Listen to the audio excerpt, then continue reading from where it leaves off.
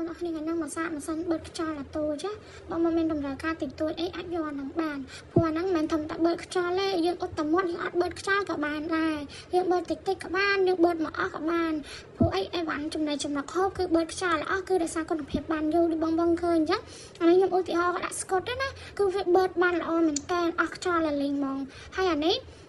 ពេលដែលពេលវាបឺតអញ្ចឹងវាលោតភ្លើងខៀវនោះអាទី2វាមានបឺតតិចបឺតខ្លាំងបឺតសម្រាប់អារបស់ស្ងួតរើងហ្មងឬក៏រៀងមានទឹក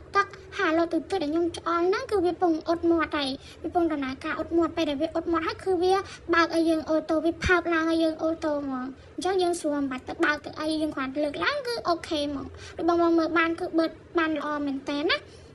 ហើយក្នុងហ្នឹងគេមានឲ្យកបិតមួយទៀតបើបងត្រូវការកាត់ហើយថងអីបងអាចធ្វើចេះបានបាច់ហៅកថែហៅអីអានេះស្រួលឡាមមាននៅក្នុងហ្នឹងណាហើយអត់មានមុតដៃមុតអីគឺល្អមុតល្អមែនតើហ្មងដាក់ទៅ